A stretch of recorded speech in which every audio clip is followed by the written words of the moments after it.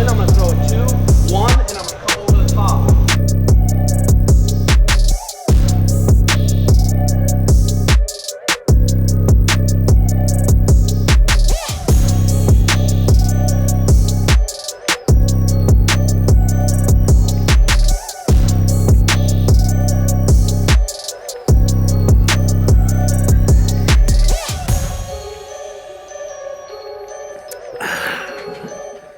Nothing better than some good fucking hydration.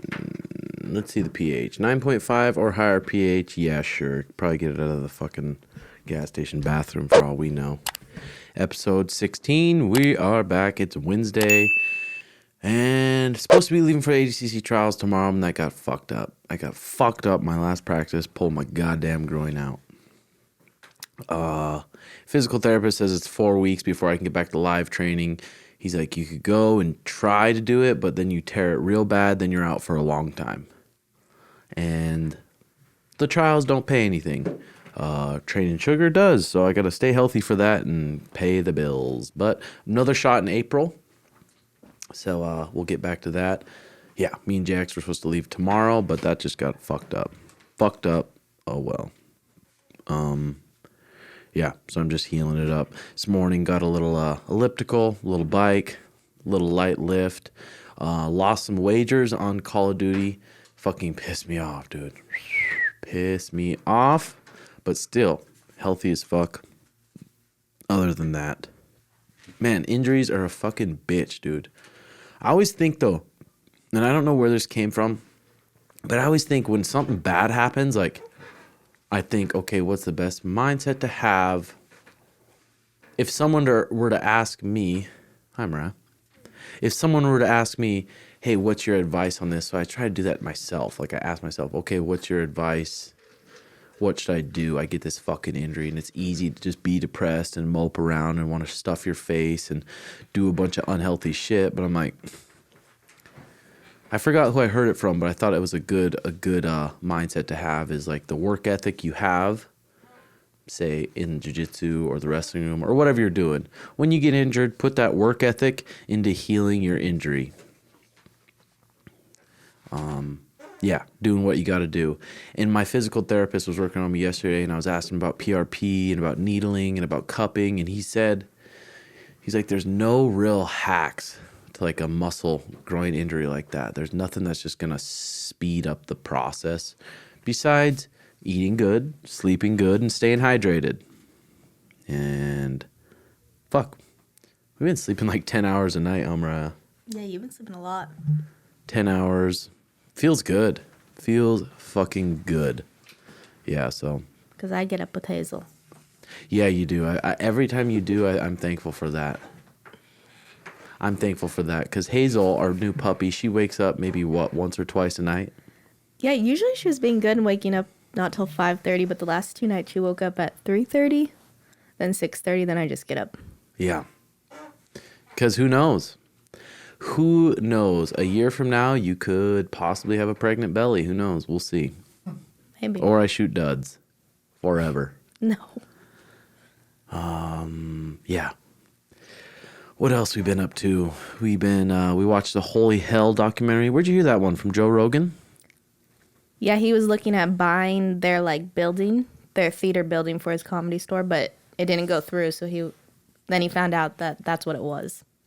So he was gonna buy the theater where they did their plays and turn it into a comedy store. Mm-hmm. Damn, and he found out this. Yeah, after it didn't go through because there was other problems with the building or whatever. It's crazy. This guy, he went by all these different names. Holy Hell is a 2016 American documentary film by Will Allen about his experiences as a member of a Buddha field cult for 22 years. The cult's leader, who has several names but is typically called Michelle, is claimed to have abused his followers. The film uses footage Allen shot during his capacity as the group's videographer and new footage of interviews with former members of Group of Hawaii. What was that on Hulu? I think it was on Prime. Amazon Prime. It's just a trippy documentary. This guy must have a good... Well, they talked about it. He spoke really good. He spoke really soft, and he just commanded respect from people, which is crazy. Well, he was like smart. Like he spoke a bunch of languages, and he, like all these people were searching for like the meaning of life, and he gave them that, and he was the only one that could make them enlightened, and then they had to do their service, which was pretty much just do all his stuff for him. Or suck his wiener or lick his beehole. Then it turned into that, yeah. But it was just the guys. So he was just a homosexual. Yeah. So he wasn't fucking the chicks? No. Man, it's crazy. Yeah, because at the beginning of the documentary, you're like, damn, look at this little community they're growing. And same thing with the, what was the one in Portland? Wild Osho Country. one? Mm-hmm. What did he do? I never even finished it. Like, what was fucked up about him? Was he fucking chicks? I don't think he was. Yeah, he was. Was he? I'm pretty sure. Now, what's wrong with that? Now, what's wrong with that? No, I think he actually was too. But what did he do at the end of that doc, the Osho one? Like, how did he fuck up or what? Well, his worker, I don't know, I forgot, but his worker, remember, exposed him and quit. And well, the lady, she like was trying to, they like poisoned like a whole like food bar in Portland and stuff, and they were just taking things like really far. They start out good, and they have this little community, and they have good intentions. Mm-hmm. But then these leaders, I feel like they're so invincible, and they have so much control over these people. And then just like an average male with fucking TMS, they just start fucking people. Well, and they take advantage of it because those people look up to them so much. Yeah. And that they think that that's what they have to do to get this enlightenment or whatever. Yeah. And then also, like, maybe he was sleeping with the girls. I don't remember, because remember that one girl said that he made her get an abortion? A couple times, yeah. It's amazing back in that day, back before. So literally before, in the 1980s and before, you could tell people you are whatever you want them to think. You could just get away with whatever. No fucking internet. Nowadays, as soon as someone says, I'm a professional this, I'm a professional this, I'm a leader in this, they'll Google you.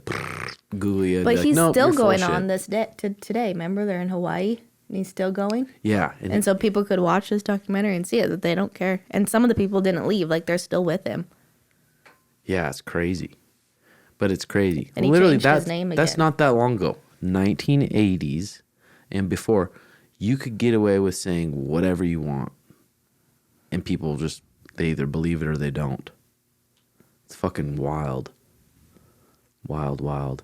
You know, another interesting one was this article I read about Pablo Picasso. He's one of the most famous artists of the 20th century and household name even among people who, like myself, consider themselves to be complete novices in the art world. I recently went to Pablo Picasso's exhibition. What impressed me the most was not an individual piece of art, but rather his remarkably prolific output. Researchers have cataloged 26,000 pieces of art created by Picasso, and some people believe the total number is closer to 50,000. When I discovered that Picasso lived to be 91 years old, I decided to do the math. Picasso lived for a total of 33,400 days with 26,000 published works. That means Picasso averaged one new piece of artwork every day of his life from age 20 until his death at age 91. He created something new every day for 71 years. Yeah, what made Picasso so great was just not how much art he produced, but also how he produced it. So you think, oh man, this Picasso, what a fucking talented dude. Falling in love with Picasso was a terrible thing to do. His first marriage was to a woman, Olga, and they had one child together. The two separated after she discovered that Picasso was having an affair with a 17-year-old girl named Mary. He was 45 years old at the time. Picasso fathered a child with Walter, but moved on to other lovers a few years later. He began dating an art student named Françoise. She was 23, and Picasso was 63. Gillotte and Picasso had 2 children together, but their relationship ended when Picasso began yet another affair, this time with a woman who was 43 years younger than him. After they separated, Gillotte published a book called Life with Picasso, which revealed his long list of sexual flings and sold over 1 million copies. Out of revenge, Picasso refused to see their children ever again. Fuck you, bitch. I'm not talking to those kids anymore. Poor kids. That's very Basically, Picasso's romantic life was a revolving door of affairs and infidelity. In the words of our guide at the Picasso exhibit, there were always many others. There must have been something intoxicating about Picasso because after his death, not one but two of his lovers committed suicide due to their grief. Yeah, that's crazy. Many qualities that make people great have shadow sides as well. Picasso's singular focus on art meant that everything else in life had to take a back seat, including his relationships and his children. Most humans have primary relationship with their lover and maintain a variety of hobbies and interests during off periods. Picasso was the reverse. His primary relationship was with art, while his lovers were hobbies like past hobbies and passing interests, things he experimented with for a period of time.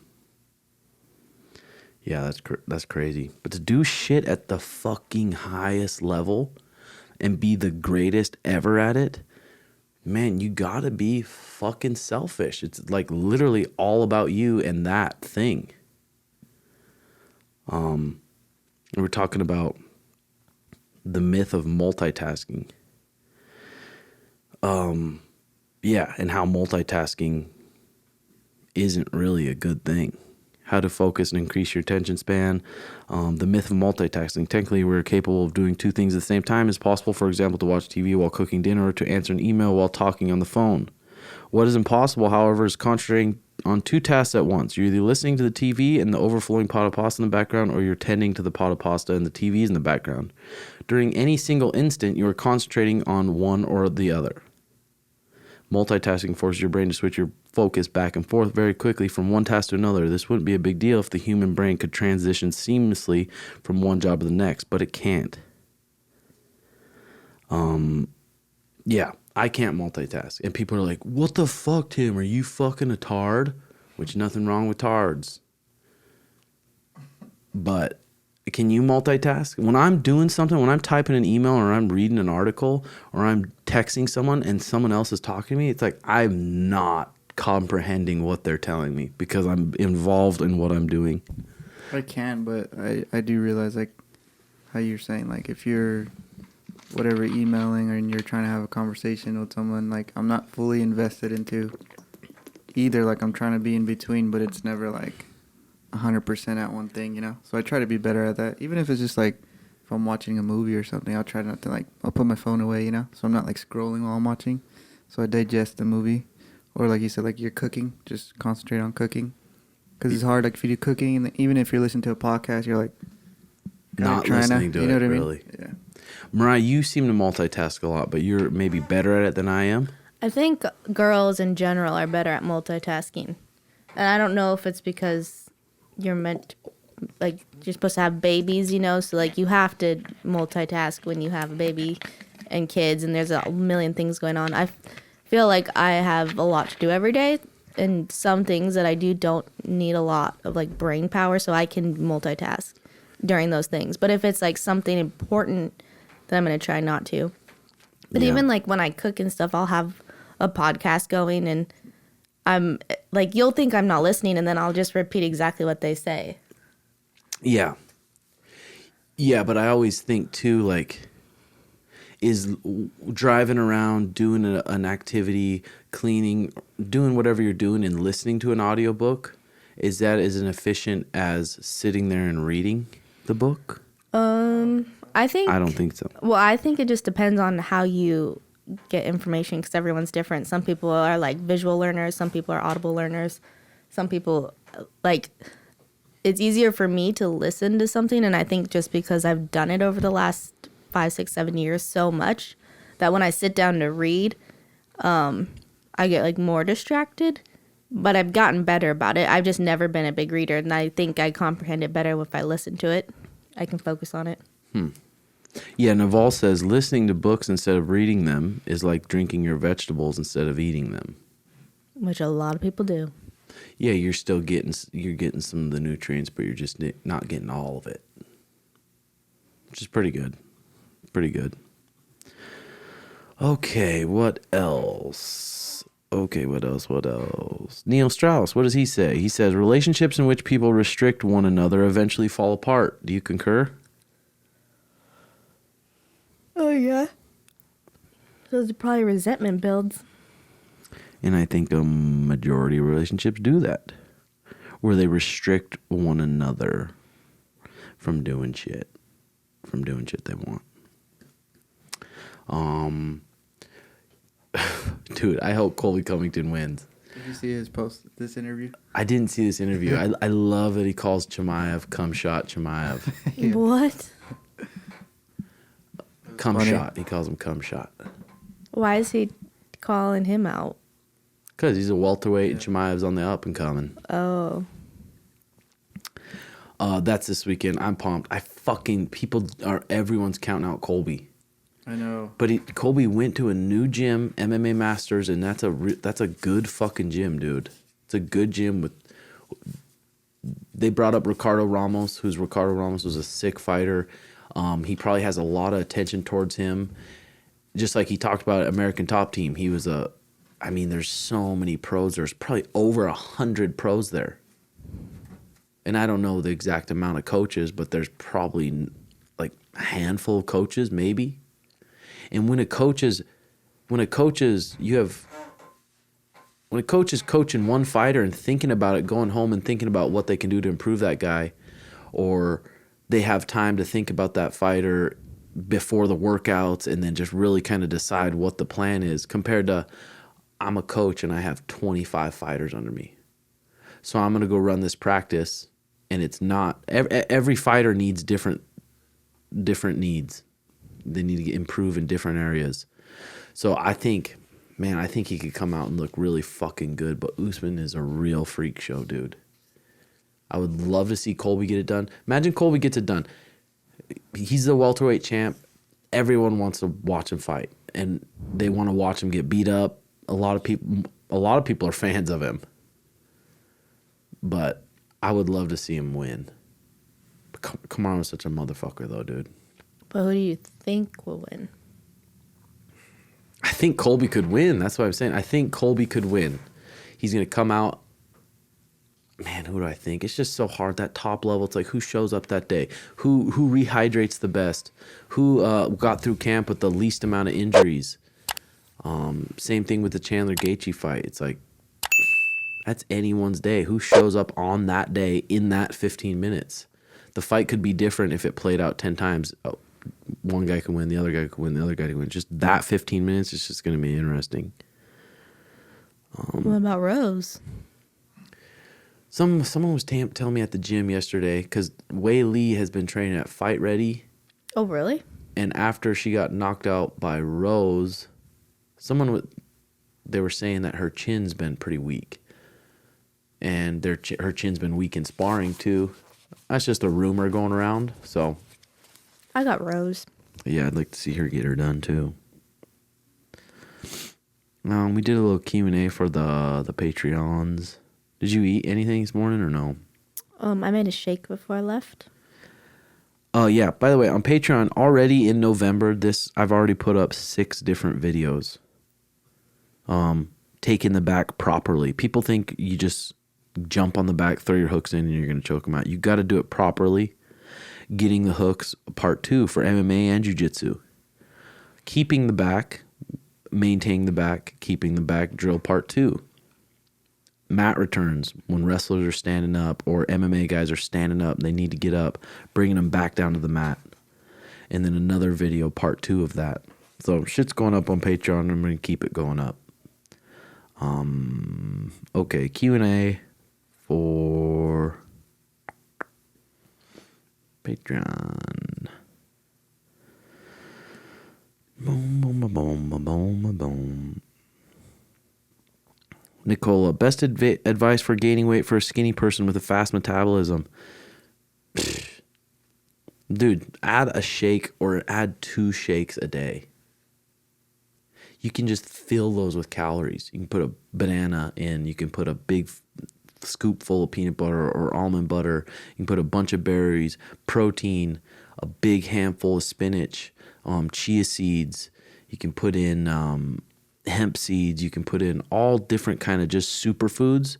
That's going to add probably make it a 500 calorie, 600 calorie shake. You have those twice a day. Now you got 1,200 calories twice a day, and they're good as fuck. They're like smoothies. and then you're eating those or drinking those with your meals, a good way to just get more calories and put on the weight. But I think everyone struggles with that, getting enough protein throughout the day. I know I do. It's hard to get the amount of protein you're supposed to get just to maintain the muscle you got. It's hard. Kevin, a Virgo, when you feel off track, how do you dial back in mentally? Appreciate the wisdom. Yeah, I just think let yourself get off track a little bit. That's why it's easy once you have your goals of what you want to do dialed in, and you know what you want to do, whether it's training for a tournament, whatever goals it is, and then learning the process to get to those, and then loving the process of it. So it's like for the shit I'm doing, I love grappling so much, so it's easy for me to go to practice because I love going to practice. And I love just working out. I love training with the boys. I love being in there. And I love the process of just getting ready. I think getting good at anything or having your goals, just falling in love with the process of doing it is the good part compared to be like, oh, no, I'm going to be happy when I get there. I'm going to be happy when I get to this goal. Or I'm going to be happy when that comes. Yeah, but Sunday I write down the main shit. If I get this shit done during the week, that's going to be a good fucking week regardless of what happens. Yeah, so it's just easy to keep it dialed in when you write it down and you can see it compared to just like, oh, what should I do today? How am I feeling? So what am I going to do today? Yo, JX, when are we going to see you scrap? Do you train striking right now? No, I don't train striking. I mean, eventually I do want to, but I feel like I'm just focused on getting good as fuck at jiu-jitsu right now. Yeah. I want to get it, like, do MMA, like, eventually. But not. I don't think I'd ever take a fight. It's just not in my desires. Yeah. Yeah, for sure. It's always nice, too, doing jiu-jitsu, getting good at jiu-jitsu, getting good in the gi, getting good in the no-gi, but then knowing some basics on your feet, too. Knowing some basics to where it's like, oh, shit, this motherfucker is bullying this person, and I need to help this person. And now we're going to square up. And we're squared up, and we're about 3 feet away, and now I got to fight this guy. I got to have some good fundamentals with my stand-up to grab a hold of him, get him to the ground, and get to business. Andrew Elgin. What are some key things Taquino teaches you that enters your mind every day in the gym? I don't know. At the point I'm at, it's just like we're working on just little small details from each little position. Yeah, just being solid, working on those small details. Like, yeah, there's nothing crazy that comes to mind there. Do you guys have lucid dreams? What are the dreams you can remember? What are lucid dreams? When you know that you're dreaming in your dream. Oh, fuck. Sometimes, do you? Yeah. I've had that a while ago. I have a couple times, and like wet dreams ever? I've had that. I've had that, and I woke up. I'm like, fuck. Yeah. I want to go back and fuck. Yeah, it's weird because like when you're dreaming, you're just like, I realize that I'm in a dream, but when I realize too much, when I'm too aware that I'm in a dream, I'll just wake up. Like my body does, or my mind doesn't want me to know that I'm dreaming in some weird way. But it's weird when you like realize it. You're like, oh, well, I can change it. But if it's like a bad dream, like you're like, but it's just a dream. But it just like keeps going, and I like keep telling myself it's just a dream, but it just keeps going. Mm-hmm. Or sometimes I'll think I'll wake up, but it's like a dream within a dream, and I'm still dreaming. Yeah. It's like weird as fuck. Damn, that happened to me. Yeah, I think you dream less when you smoke weed. Isn't that like proven or something? Yeah. Let me Google it. It's so weird, just like when I smoke my joints before bed, or I smoke a bag of smoke before bed, or doing dabs before bed, it's so weird. There's just all so different. The highs are so different. The volcano highs are just, they seem so clean. You smoke the volcano or you smoke a bag, and you're just not fucking just like, compared to like a bong rip, which sometimes you crave a bong rip where you just go and just black out. Which one you like the best? All of them. I'm just kidding. I don't even smoke. Nisa always smokes. Like, does she bongs? Yeah. No, not bongs. She just rolls up a J, or she has a little pipe. But that's it. Damn. It What were you says say right about here, dreaming though? Cannabis is known to suppress REM sleep. While smoking the substance, people tend not to have nor remember their dreams. This leads to their dreams being more intense after someone stops using it. So, Like if you smoke a lot and then you stop, you usually have like crazy dreams, or you'll have dreams like earlier in the morning when like the weed wears off. Yeah. so Tim never dreams now because you always go to sleep high. I'm just not a dreamer. Don't dream. I haven't been recently. When I was training stuff, I mean, for this tournament, I wasn't smoking in the nights, but now I'm just like, fuck it, just blast off. Yeah, some people will try to get good at lucid dreaming. It's weird. Like there's like technique. Really? Yeah, they. I remember I was looking into it because like it's supposed to be like as soon as you wake up, write down what you remember, and then like people go with the intention of like lucid dreaming. Like they just want to dream while they know that they're dreaming. So they just. I don't know, They think some their trippy dreams shit. are like trying to tell them something. I don't even know. It's like It's weird. fucking crazy when you Yeah. wake up and you're like, damn, I remember that dream, and a couple hours later you don't. What the fuck? Where'd that go?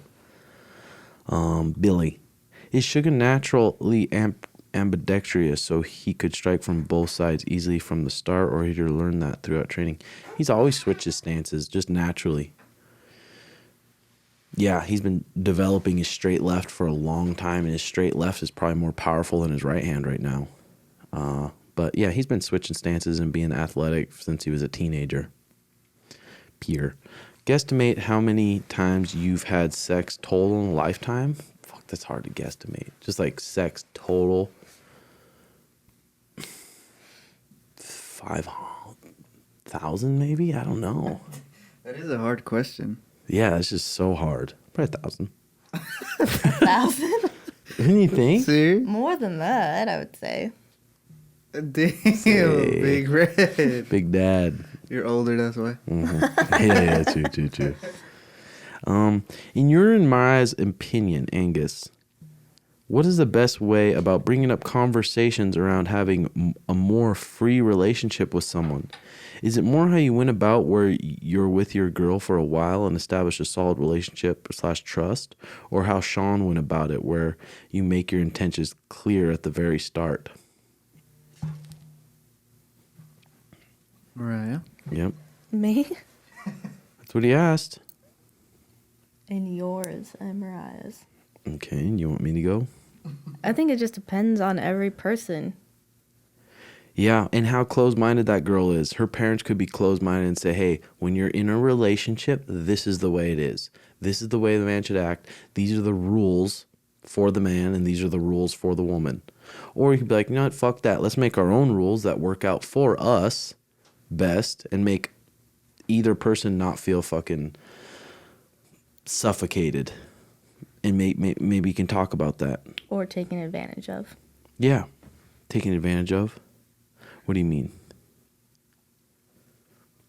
Don't make her feel taken advantage of. Like, you guys can come up with the rules where you both agree on what is good for you.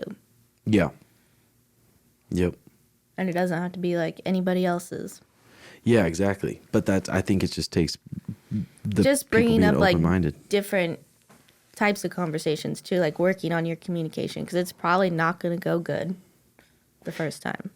Well, yeah, you bring up anything about something, you just automatically bring that on yourself. Like, oh, why am I not good enough? And your insecurities come out. Why am I not good enough? Why do they want this? Why do they want this? Explain to them that's not the fucking reason. Yeah, but it's hard. Everyone's so different. Every fucking girl, every guy is just they're conditioned so much different. What worked for us maybe wouldn't work for you. So it's hard to say. But there's so many good books out there.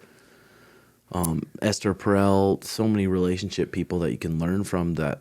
Yeah, are Esperel's really professionals. good. And just like working on your just everyday conversations and having deeper conversations that maybe don't have to do with like freedom in your relationship, and that will help like bring you guys closer and be able to talk about harder things.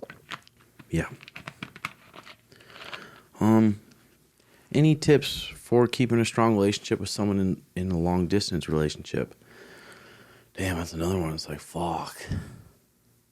Yeah, I don't know. I don't got any fucking tips. Well, like when we were apart, like it's Like maybe we knew it's only a couple months or 3 months, and then like, okay, I'm gonna come visit this day, so like look forward to that, and talking every day, and just still just, I don't know, communicating with each other and having like, okay, I'm gonna be gone this long, so then you have those days to like look forward to when you get to see each other. And Yeah. Amago. When rolling in BJJ, I prefer to go slow to have a better sense of control and position.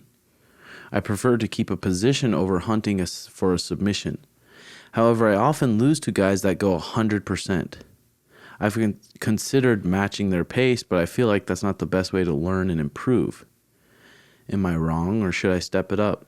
You know, there's different types of training. There's training where you're training for a competition to where it's like, no, I'm going to win. I'm going in here to win every roll because I'm training for a competition. And there's times when you're not training for a competition where you're like, okay, I'm in here to learn. I'm going to try this new guard. God, these guys keep passing my guard. I got my guard passed 100 times because I'm trying to do this new guard, maybe double sleeves. I keep getting my guard passed, but I'm working on it. So the different types of training for a tournament or just training to get better. But if you're going with people, you got to match their pace. If you don't just match their pace and you try to be all soft at the beginning, you're going to get ran over. Sometimes you got to match people's pace. And if they're fucking bringing it, you bring it too. But I think controlling the position is good. You see the best guys in the world do that. They control the position. They don't just go in there and just flop around for a submission. I guess depending on what rule set, but usually those good dominant positions in a fight lead to you beating them up, or in jiu-jitsu lead to you submitting them. Connor Scott, how long of a gap do you try to leave between smoking and vaping going to sleep? God, it just differs, dude. It's like if I'm trying to go ultimate health, I try to stop, maybe smoke a little bit on the way home from the gym. I feel my best when I don't smoke, I think. But I've been sleeping pretty good with that fucking vaporizer too. But last couple days I've just been smoking right before bed. Chase Davis, when you elaborate on submission over points and vice versa. Yeah, points, they reward you for advancing. Like, okay, I'm almost past the guard, or I'm almost taking the back. You get advantages for that. Or I almost took him down, but I didn't quite. You get advantages for that. You get real points for passing the guard into a dominant position. I'm in full guard, into side control. Boom, I stuck it. I get 3 points. In a fight, I can punch them from there. They can't do shit to me. I mount the guy. I get 4 points. Another thing, in a fight, I could punch him, beat his ass. There's a bunch of submissions there for me, none for him. So you get rewarded for that. Take the back, both hooks. Again, in a fight, you're beating him up. In jiu-jitsu, you can submit them. There's no submissions for them. Maybe a couple where you're crossing your feet or something. So the points you get rewarded for good positions and dominating pretty much. Compared to submissions, you just go and submit them. So it's like submission only is pretty sweet, but then the submission only too, it's like it's a little bit not that realistic sometimes, because submission only, a lot of guys that like foot locks, heel hooks, I mean, they can win, I guess, in that rule set. But real life, someone's on bottoming you, on bottom, maybe in 50-50 attacking a heel hook, they're getting fucking their head bounced off the concrete or head bounced off the canvas. So that's the difference. Is Trevor Whitman the best coach in the UFC? I don't know. I've never been coached by him, but obviously he's pretty good. I think he's more of a striking coach. He's a striking coach, but I don't know. He's got some good fucking fighters. He's probably really good at what he does. Obviously, look at Kamaru. Look at Justin Gaethje against Tony Ferguson. Looked fucking great. Rose fucking cracking. So best coach in the UFC, hard to say that, but he's obviously really good. Robert, how often do you think it's wise to have tolerance breaks from weed? I have an exam next week and I've been vaporizing in the crafty most days for the last few months. I want to stop, clear my head before the exam, but don't know if it's worse to have withdrawal symptoms. Just wondering about your experiences with withdrawal symptoms, how long they last, how often and how long after stopping that you usually experience them. I don't know. I've never had withdrawals. Like, ugh. I think the only thing really is like maybe for like 2 nights or something, you don't like fall asleep as fast. But then once you stop, like you actually sleep better. For me. Yeah, me too. But also, it's like I'm not smoking fucking when I wake up, just getting blasted off. And then an hour and a half later, getting blasted off. Hour and a half later, getting blasted off. I think you smoke like that, I think you'd have withdrawals. Yeah, but I don't smoke that much. 2, 3 times a day. It's hard to say. I don't know. It's always fun to spark up a little bit. Luke, when is the last time you pooped your pants? Yesterday. Fuck. Probably in wrestling. You pooped your pants? I wouldn't say poop, just a little bit of... Art. You sharted? Yeah, a little shart. Are you serious? What happened? He said no. I've never heard this story. For real, tell us the story. I don't know. There's a bunch of different stories. Oh, Damn. Not a bunch. I didn't know You've you all pooped pooped your pants and you won't talk never about it. pooped my pants. Liar. No, I haven't. Not since I was a toddler. Not since I was in my diapers. Yeah, same. Poopy butt. No, I want to hear this wrestling story. I don't know. You think it's a fart and it's not, and little shit comes out with it. That's all that happens. So gross. Went in for a double.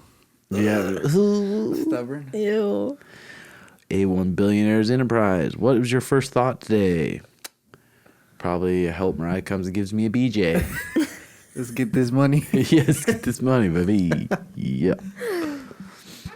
Hey, Jober Red. Hope it's not too late, but I'm having trouble balancing my hobbies and interests. Wait, you didn't ask JX what his first thought was. What was yours? I said, let's get this money. Oh, Exactly. Spring out of bed. Yeah.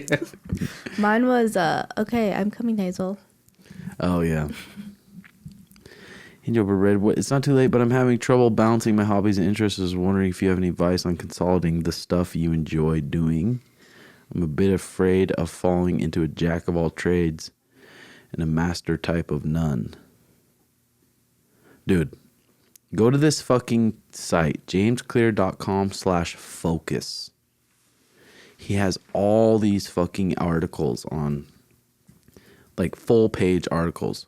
What is focus? Why can't I focus? The myth of multitasking. Warren Buffett's 2-list strategy for focused attention. How to focus and increase your attention span. Measure your results. Focus on the process, not the event. Concentration and focus. Mind hacks. How to improve concentration. Where to go from here. A fuckload of focus articles. And they're really smart people writing them. So read some of those. Dial it in. Warren Buffett's is good. Has you write down. Step 1, Buffett started asking the pilot, Mike Flint, to write down his top 25 career goals. So Flint took some time and wrote them down. Note, you could also complete this exercise with goals for a shorter timeline. For example, write down the top 25 things you want to accomplish this week. Then Buffett asked Flint to review his list and circle his top 5. Again, Flint took some time, made his way through the list, and eventually decided on his top 5 most important goals. At this point, Flint had 2 lists. The 5 items he had circled were list A, and the 20 items he had circled were list B. Flint confirmed that he would start working on his top 5 goals right away. That's when Buffett asked him about the second list. And what about the ones you didn't circle? Flint replied, well, the top 5 are my primary focus. The other 20 come in a close second, but they're still important, so I'll work on those intermittently as I see fit. To which Buffett replied, no, you've got it wrong, Mike. Everything you didn't circle just became your avoid at all costs list. No matter what, these things get no attention from you until you've succeeded with your top 5. Decent little method there from Warren Buffett. What else you guys got? What else you guys got? Favorite mentors. Favorite mentors for you, Jay. And I think mentors, you don't have to, you can have a mentor without meeting them. I've had a lot of fucking different ones. That's what dude. I was thinking. I was like, yeah. I mean, it's always best, I feel, to have like an in-person mentor. Because it's like real life feedback. Yeah. Versus like a book or an audio or a podcast. You can kind of just pick whatever resonates with you best. You know what I mean? But yeah. Yeah, there's just so fucking many, dude. There's so many people you can follow and get good information. For me, probably learned a shitload from Tim Ferriss and the interviews he's done. Paul Chek learned a shitload from. Obviously Taquinho. I've had some good coaches in my life, and I've Naval, Anthony DeMello. All these guys I would say are kind of mentors, I guess, and I've never met them. Another thing I was reading about, is just like coaching based on what the athlete wants to do, and hopefully your jiu-jitsu coach is like that. Like maybe there's a lot of people in the jiu-jitsu gym in practice that just want to come work out and be around people and have a sweat. They don't really care that much about getting good at jiu-jitsu. Well, I guess they care about getting good, but that's not their main focus. And then there's the other spectrum where it's like these guys are doing this they want to be world champions. They want to be black belts and maybe open their academy when they're older. So those coaches, I think coaches need to figure out that with their students and be like, okay, what's your goals? Well, okay, your goals to be a world champion, your goals to get really good, then this is what I expect from you. I expect from you to come in, drill for real. Not chat about your day, not chat about everything, drill for real, and then roll for real. And then I'm going to give you real honest feedback. Compared to other people, they just want to come in, get a sweat, hang out with people, and just do it for fun, which is cool too.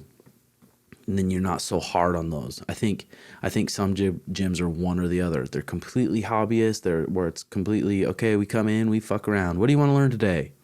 Let's learn some ankle locks. Okay, sounds good. They drill a couple ankle locks. They're laughing, giggling, talking about the day, roll a little at the end, which is cool too. And then some gyms, it's like, hey, don't fucking talk to your partner about other shit. Talk about the technique and drill. Silence while we're drilling. Let's drill the move, and we're going to perfect it, and we're going to get really good. But I think our gym, and I try to be good about just welcoming both. Like, hell yeah, you just want to get in shape, have fun, let's do it. You want to come in and get serious, let's get serious. I think that's important. Yeah, I think it's like a good balance of both because everyone feels welcomed. Yeah. It's not like so just like go with the flow where it's like no structure, and it's not like so strict to where it's like intimidating or people aren't having fun. Mm-hmm. Yeah, for sure. Yeah, because I feel like some people come in like, I feel like for me when I came in, I was just like, I just want to learn how to defend myself. But then I realized like, oh, I'm pretty like decent at it.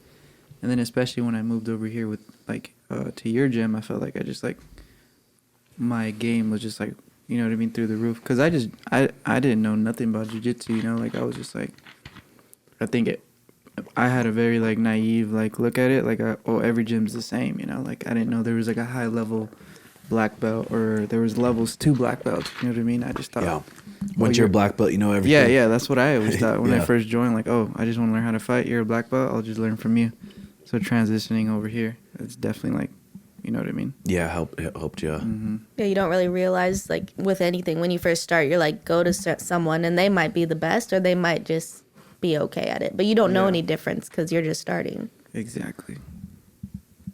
Yeah, it's interesting. Just I guess being a coach, but I feel like there's so much I've learned from just being a coach and helping these people. It's forced me to level up so much.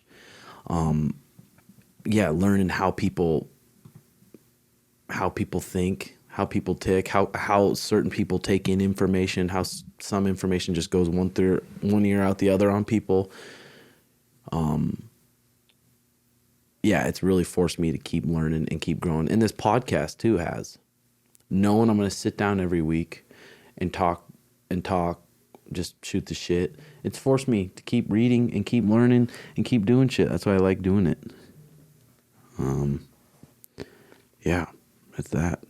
That's fucking that. We're at 44. 44 minutes. Perfect.